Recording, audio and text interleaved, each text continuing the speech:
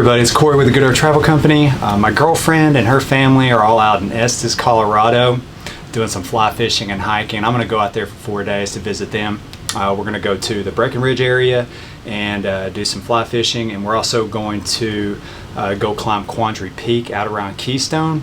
So I just wanted to kind of give you an idea on what I typically pack for something like this and how I go about packing. So we're going to go ahead and go through this real quick because I don't want to make a really long video. But yeah, here's say hello to Indy. I'm going to put you down, baby. So the first thing I typically do, obviously anywhere I'm traveling, I want to take a look at the weather because I want to know what I need to bring, how I need to dress, and all that stuff. So this right here is Breckenridge, and as you can see, typical Colorado weather. The day that I leave, 38 for the high and 24 for the low. So you can see the crazy variations in the weather, so you never really know what to expect whenever you're going to Colorado. This is mountainforecast.com, and this is Quandary Peak. So I like to take a look and see what the weather's going to be like on the mountain that we're going to go hiking up. 5-mile-an-hour winds in the morning, 10-mile-an-hour winds in the middle of the day and the evening, which isn't bad at all. Weather's going to be clear. It's going to be clear before the day before and most of the day after. So this is the temperatures there at the top. Looks like it's going to be about 50 for the high, and the low there at night is going to be 39. So it's really not going to be that bad. So what are we going to pack? What are we going to bring to Colorado for 4 days? This is my bag that I'm bringing. This is the North Face duffel bag, and you know, it's got straps that you can put on your back. Small, you know, lightweight. It is waterproof as well. I love my trekking poles. They're great for going uphill, and especially great for going downhill. This is going to help, you know, save your knees. So definitely be bringing a buff. This is great, you know, if it's hot during the day, I can just kind of like dip it in the water, throw it on. This will keep me cool, and it'll also keep the sun off of me.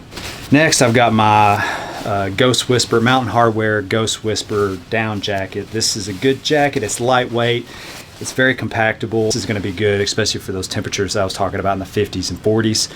So this would be great to have there at the top if I'm cold. Or if I stop hiking, I like to just have this in my bag so I can throw it on. It's Gore-Tex hard shell.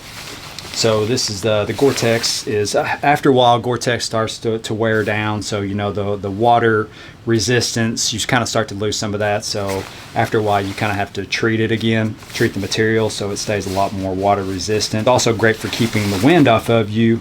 This will block the wind and keep you from going hypothermic if the wind really picks up and it gets cold. So you definitely want to have a hard shell jacket whenever you're out hiking. A long sleeve bamboo shirt from Free Fly. This is a mid-weight shirt, so it's got a little bit of weight to it.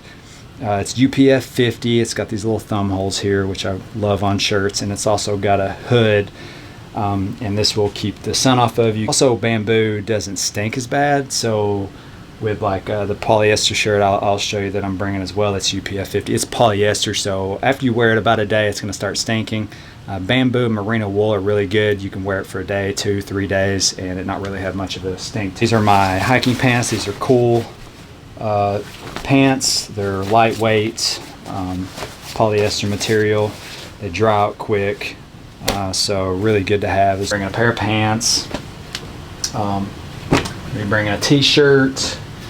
Be bringing a pair of gym shorts, you know, for just lounging around. A couple polo shirts, you know, for going out. And I've also got this is the other polyester. This is the polyester long sleeve UPF 50 shirt that I got off of Amazon for 20 bucks. Willet is the brand name, but this will keep you can wear this during the day. It'll keep you nice and cool. This is a lot better for weather like I have here in Tennessee, where it's hot and humid. And the bamboo shirt, Midway shirt, is good for, you know, for being out in Colorado, being out in the mountains, places that are have a lot lower humidity. They're hot and drier, so bamboo, merino wool, all that stuff works better. Polyester works really good for these very humid environments. I'm going to be wearing boots when I'm going hiking, and I've got a couple pair of merino wool socks that I wear whenever I hike. These are the Hoka One boots. I've done a review on these. They're the shoes that I'm going to be wearing just casually out, and also for fly fishing. I've actually got 2 pair of these. I bought these recently at Academy for like 30 bucks. I have another pair that I bought for fly fishing the creeks here in Tennessee, and also fly fishing the Caney Fork River. So I'll wear these, or the other pair. They're just like these. Are the Columbia PFG shoes. They're great. The traction on the bottom is awesome on wet rocks. You will not slip and slide around. They're antimicrobial, so you get them wet, they won't stink, and they also dry out really quickly, and they're pretty stylish, if I do say so myself. You can also what I do, I stuff my socks and my underwear inside these shoes, because these are going to be going inside my pack, and they won't get like completely flattened because they're stuffed, so they're going to kind of keep their shape. And bring a hat. Want a good hat to have. Don't forget your mask.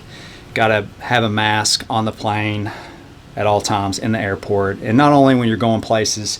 A lot of places are still going to require you to wear a mask, so keep that in mind. And then I've got my sunglasses in here. This is my little carrying case.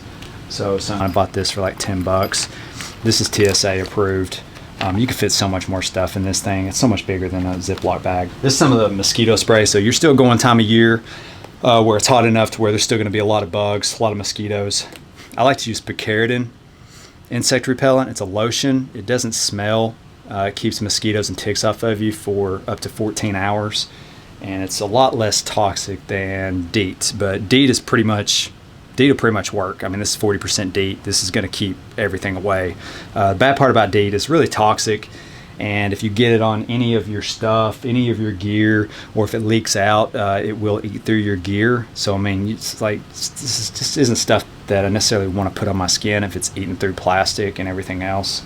So I try to avoid DEET, but I like to carry it around just in case the bugs get so bad. You can put DEET on top of this, and this right here won't hurt your stuff. My sunscreen I'm going to be bringing, it's just SPF 50. This is for my face and neck and hands and all that stuff. Don't forget your SPF 50 whenever you're traveling. Good to have. Water bottle. It's an Nalgene bottle. Hard Rock, man, I put this through so much, and not a crack, nothing in it. These things are really tough. Good to have. Filming right now with the A7 III and my 16 to 35 millimeter f4 lens. That's basically what I shoot with most of my time. But for landscape photography and all that, it's a really, really good lens. And the A7 III, it's just an f4, it's not the f2.8. For all you photographers out there, the f2.8 is a little bit bigger and bulkier. And if you're shooting on the A7 III, it's really good in low light. You can crank the ISO up and still get really good low light pictures. But also bring this little gadget right here to blow off dust and dirt and stuff like that off your lens, and also off your sensor, because I have been out shooting before, and you're gonna get a lot of dust, a lot of dirt when you're out hiking with your camera and gear, and I didn't realize it until I got home and all my pictures had dust specks on the sensor. So it was in all my pictures, and it was just really annoying, and I didn't realize it until later. So it's good to have this on there. You can blow that. My waterproof bag, I keep this with me in case I want to throw some of my gear in there, especially like this lens. This is my portrait lens. This is the native Sony lens, f1.8 85 millimeter lens. This is what I shoot like whenever I'm out in town. I want to get like portrait shots and stuff like that. I always throw this lens on, so it's really good. It has a really good bokeh. So do not forget your headlamp. When you're out hiking, you never really know. You might get caught in something, and you might stay there at night, and you need to see. I've been stuck in the woods before, and I have forgotten my headlamp, and ended up having to sleep on the ground in the woods until the sun came back up the next day, because it was so dark that I could not see anything. So live and learn if you live. Luckily I lived. This is the Tenkara rod. It's an ancient Japanese style of fly fishing, and they've been doing it for hundreds of years. You just pull it out, and it's about 12 feet long.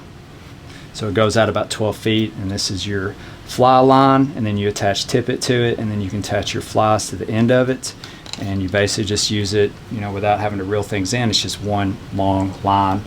You cast, like this, like you would a regular rod, and it's really good because you can keep the line off the water and then the fly kind of has that natural flow down when it hits the water. So it works really good, but it's best on smaller creeks, smaller rivers, and smaller lakes. When you get on something really big, it doesn't work.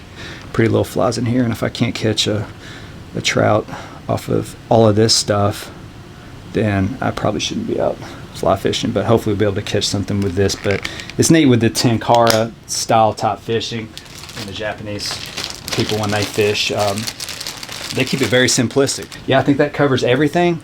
So if you guys have any questions or comments or any ideas on maybe what I could do better, what I could bring out to Colorado that might be better for anybody living out that way or has been out that way a lot, let me know. And that's basically it. So we will talk to you guys on the next video. Appreciate it.